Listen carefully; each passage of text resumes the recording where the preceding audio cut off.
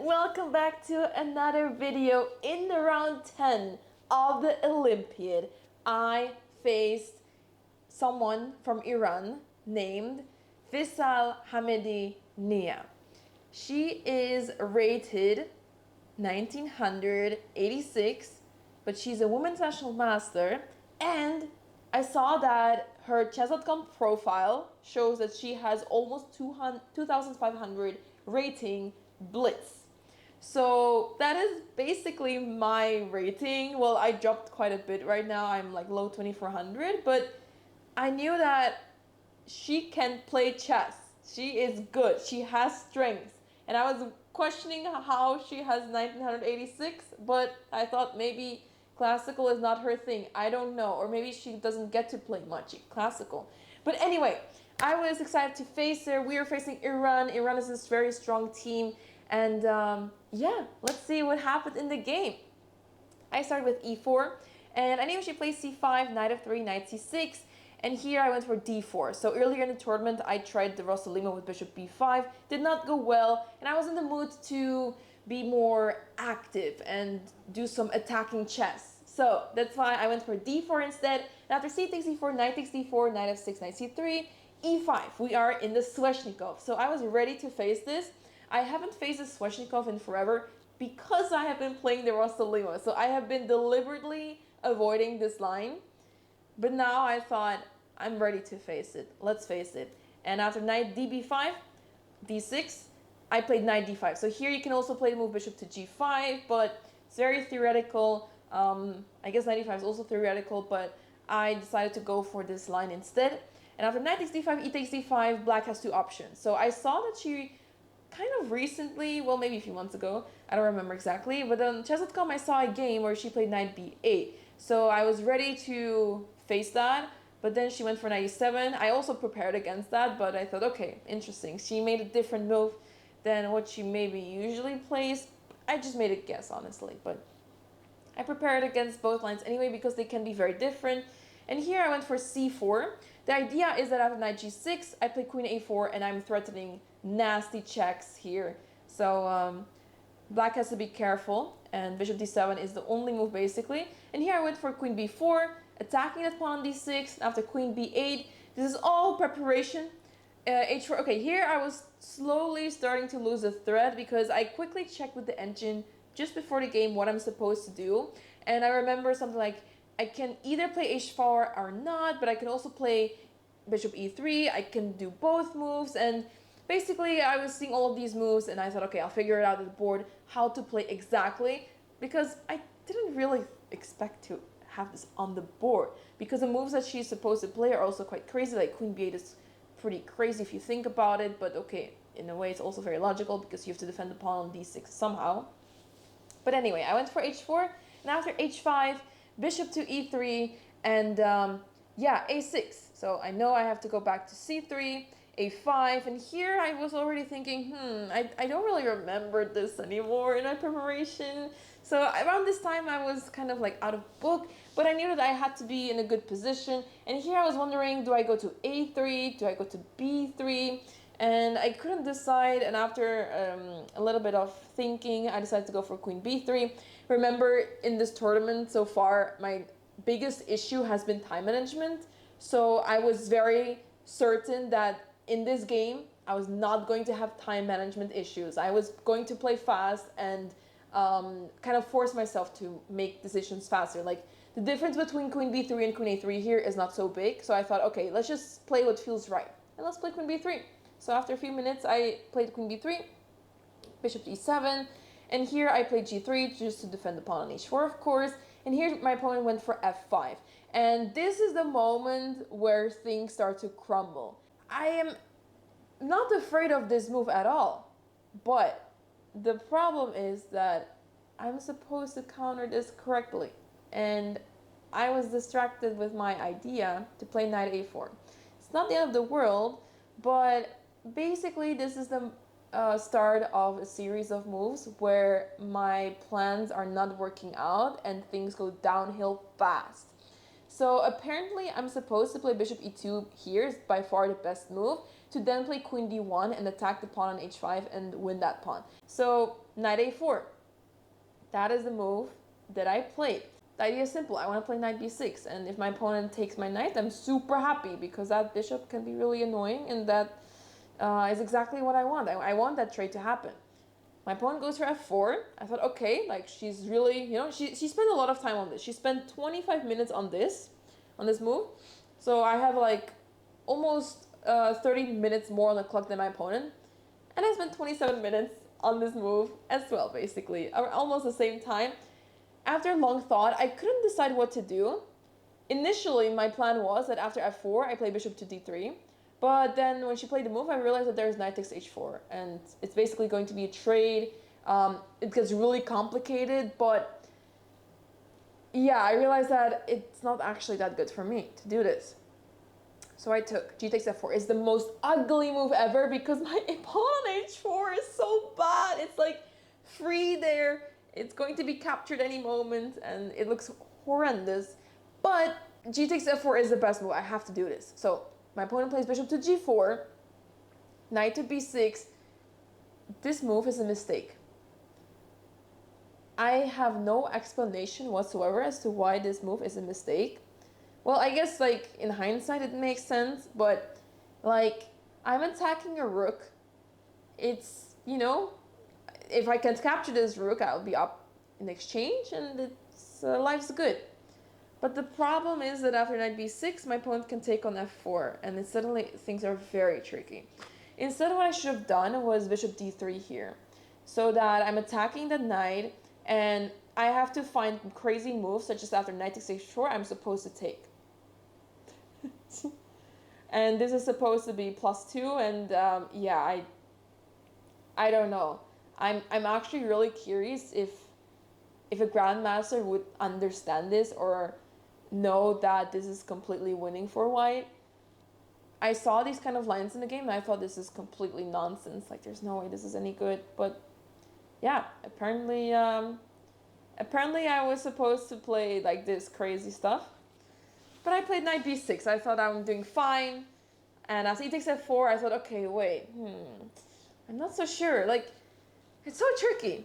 Apparently, bishop d4 is the best move here. Once again, after knight takes h4, I'm supposed to take. It just makes absolutely no sense. Okay, maybe in this position it makes a bit more sense because I'm also attacking the rook on a8 and all of that. But this position is just completely crazy. I don't know what's going on. And I played bishop to d3. And now, a move later, it's a bad move. Why? How? I cannot explain this. I mean, I guess it makes sense in hindsight because if the pawn is on e5 instead, it, helps me a bit more. My knight on b6 is actually not helping at all. For some reason, I was thinking that I would give a check either on b5 or a4. The king has to run. But then I quickly realized that if the king, let's say, goes to f7, rook e8 comes in, and I have a problem here. Because with the bishop on g4, I cannot play long castle. My king is stuck in the middle, and I don't want to play short castle. Like, that's just suicide. So I am here sitting like, what am I supposed to do? So that's why I played bishop to d3 now, realizing, but yeah, like now I'm realizing that this knight on b6 is actually not doing anything. So anyway, my opponent plays the crazy move, knight e5. I thought, wow, out of all moves, knight e5. I saw this move coming, but I thought, it's crazy. I don't know. It's completely crazy. I thought knight takes h4 was going to be played, but knight e5, such a strong move. Bishop takes f4, I have to play this. Knight f3 check, king f1, short castle, only moves, but they are very logical moves, right? And here I retrieve my bishop, and here my opponent goes to bishop takes h4, and here I start to think, maybe I am in trouble. Maybe there is a slight chance that even though I can capture that rook on a8, I may be in a slight trouble. Well, I didn't capture that rook because after knight takes a8, I was thinking there's some knight d2 tactics. Bishop takes d2, rook takes f2. Apparently this is fine for white. I guess there's something else that I should be afraid of, but there is these kind of tactics and I wanted to make sure that that's not possible. Apparently the winning move here is bishop takes f2, which is like I actually saw this because the thing is that my bishop is stuck here. If the bishop moves, then there's knight e2 check. And also I cannot take with the king because knight e2. So I'm losing that queen regardless, right? So that's why I went for queen c2. Like, I'm playing it safe, right? I'm playing it safe. And here my opponent moved the rook to a7. And here I went for bishop to e4. I mean, it's just a complete mess. I don't know what to play here. Where do I put my pieces? My king is completely stuck. And I'm just trying to somehow distract my opponent and threaten bishop takes f3 so that the bishop is hanging on h4. Like, very basic, simple tactics, but I don't really have anything else going on here. I have a really hard time developing my pieces. My rooks are basically disconnected for the rest of the game because I don't want to move my king. So yeah, it's a total disaster. So after bishop to d8, by the way, my opponent in this position is in big time trouble. She's down to 40 seconds and I have 15 minutes on the clock. So basically, as I said, we're on move 25 right now. I did really well in terms of time management. I was playing fast, and my opponent's already in time trouble. But she played amazing chess in time trouble. And I knew that even if she gets low on the clock, seeing that she has a quite high rating on chess.com, I thought, yeah, I need to be careful. I need to be I was not concerned, but I was like, I should not think or assume that in time trouble I'll outplay her because she's actually pretty good, I think, in shorter time controls. So anyway, I played bishop takes f3 here. Now, it says it's a miss, and the eval bar drops. The move I was supposed to find here is knight d7. Yeah, I mean, I saw this move in my vision, like it was there, but I was like, bishop takes e7 and then what? Like, I'm not going to take the rook, of course, it makes no sense. And I figured maybe, you know, like, I did consider this, maybe I can give a check, maybe rook takes h5. Apparently, this is +1. I'm down a full piece, and it's +1. I don't know, it feels like I just don't understand chess anymore. Like, what am I looking at exactly? Like, what's going on? I guess the king is very vulnerable, but bishop g4, I'm supposed to take here. Bishop takes h5, I'm just gonna lose more material. Why not? Bishop takes h5 and what is going on? I'm looking at the computer line, the first line, queen c8. Just hanging a rook there, but that's the best move because there's queen h3 check. I mean, this is like complete madness. How am I ever better here? I don't have enough pieces to attack this king on g8. There is no way that I'm down material here and I'm better. Like, I'm sorry. I don't know chess. I don't know how chess works. Like, how is this winning for me? I don't know. I guess I need to look back into the basics or something.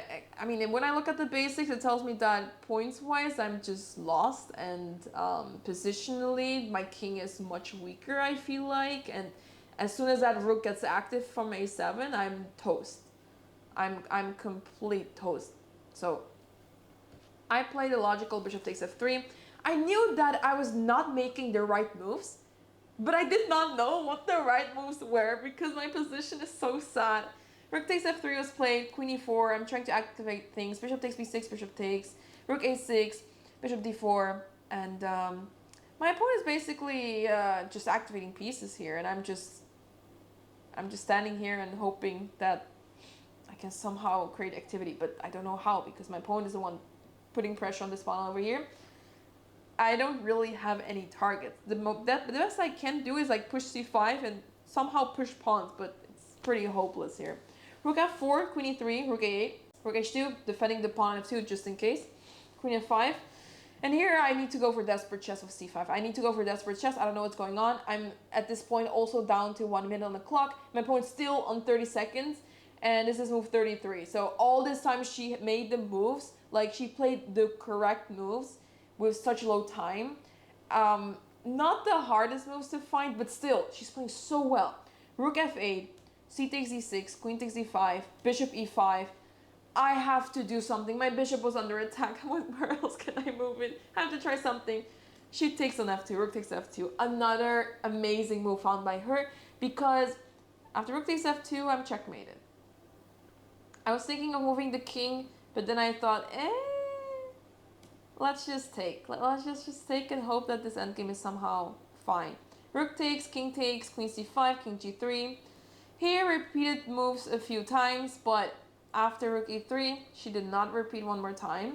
And instead of move 41, she played g5, and I was a bit sad, because obviously I would be happy to take a draw here, especially because given a match situation, we were up 2-0. Or no, it was at this point, we were down 1-0, but I believe our board 2 also won. So it was 1-1, and it seemed like our board 1 was winning already, or like about to, it was completely winning position. So I had to draw, but look at my position. This is disaster. Like, the only way to draw is that my opponent makes a blunder, or that she agrees to go for the 3-fold repetition.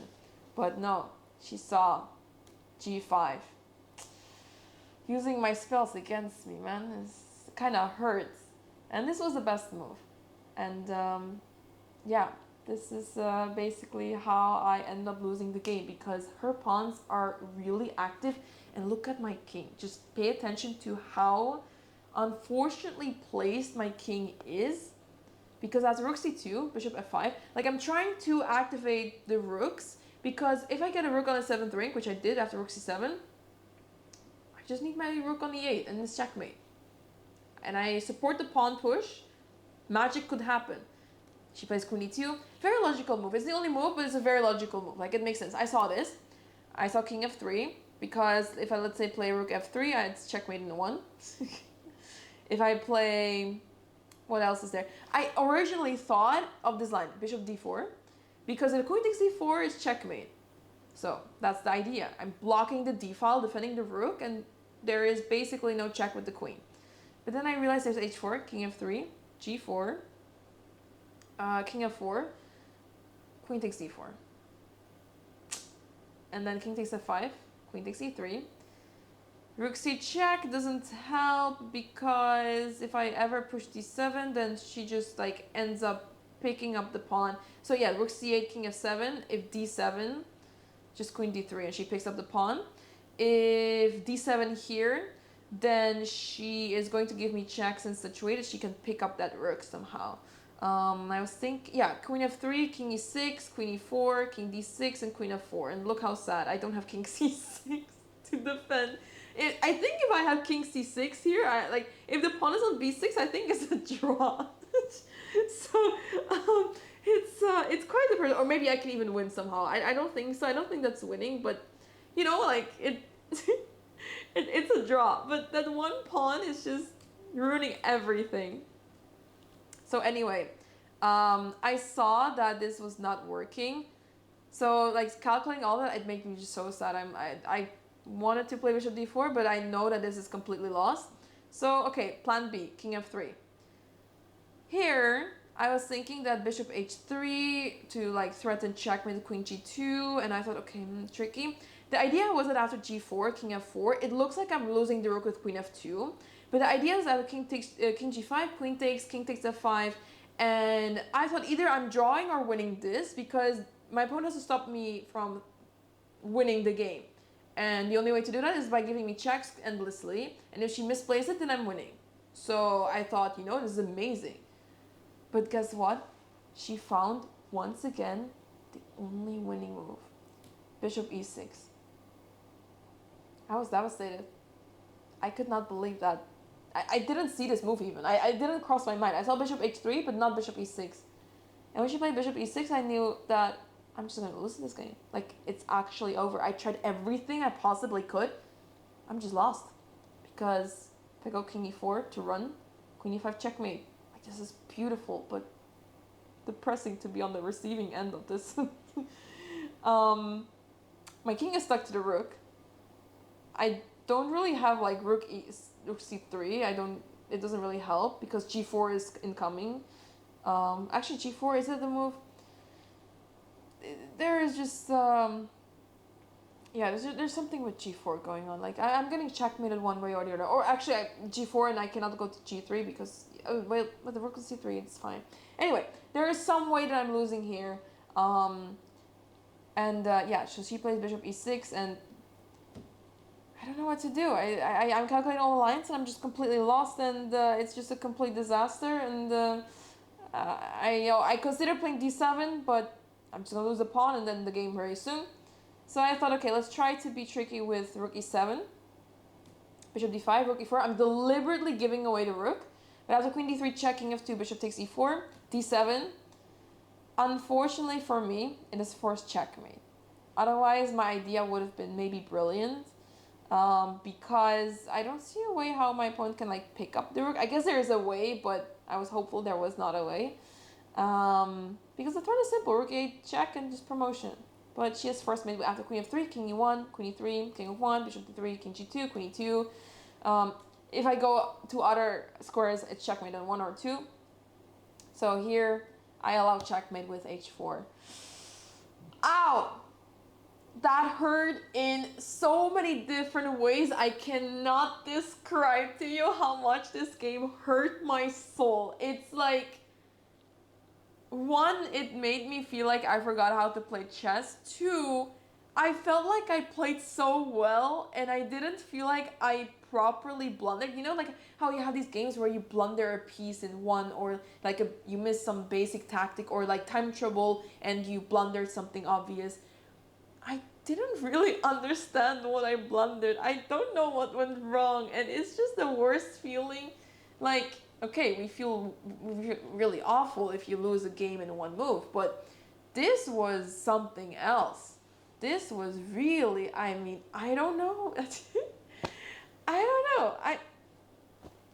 This was a rough game. And also, I'm basically one of the reasons that we didn't win this match, and we should have, and I'm 200 points higher than my opponent. I'm supposed to win this, but no, I just lost. The moves I was supposed to find, like, this is completely insane. So if I had to find such moves to beat a 1900, it's crazy. So first of all, my opponent, I think her actual strength is like much higher. At least in this game, she really showed so much understanding. Like, she played so well. I was so impressed. She was finding all the right moves and she just played amazing chess. And sometimes, what do you do? What can you do about it? So yeah, I only have a lot of praise for my opponent, but this game hurt. This game really hurt my feelings. And I guess the one thing I can take from this game is that if I knew the opening maybe a bit better, like after I was out of prep, after like the first 12 moves or something, if I had more experience, maybe I would have played it better. But it was like so complicated and so hard to understand, so I will need to look into this much more. But yeah, with this loss in round 10, I was benched for round 11, so I did not play round 11 anymore, and that means that I'm actually recording this after the tournament is over. Like, this is now the last day, the tournament is over. My team won the last round with 4-0 against Slovakia, so that was nice. Yeah, the team result was not, overall was not that great. I believe we finished 21st and we entered like 17th, so we're not super happy, of course.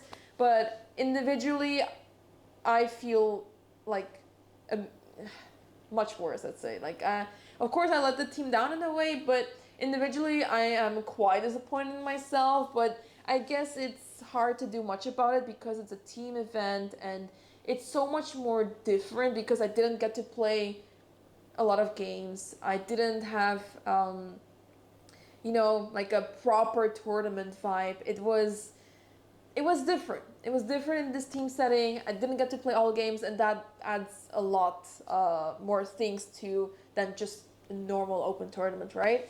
I was so excited for this tournament, and I was so ready to show my best chess, and I did it in one game, but I guess it's safe to say all the other games, it was quite a disaster. So yeah, what to do? I'm very grateful for this opportunity, and all I can say is that I hope to be back stronger next time. Next year is European teams, so hopefully I'll be selected for the team, but in this year I need to really get started, work hard, harder than ever, do my best, and really show that I belong on this team. And I don't want to be board 5. I want to be higher seated, you know?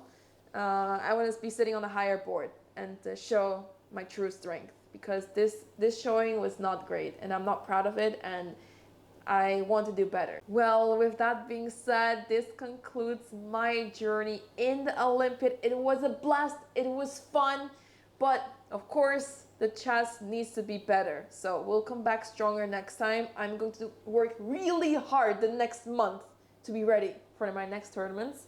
The road to WGM continues. It was not meant to be this month, and I just this tournament, and I lost all the rating that I gained in my last tournament. So there's work that needs to be done. So I'll see you guys in the next video. Thank you so much for watching, and see you next time. Bye.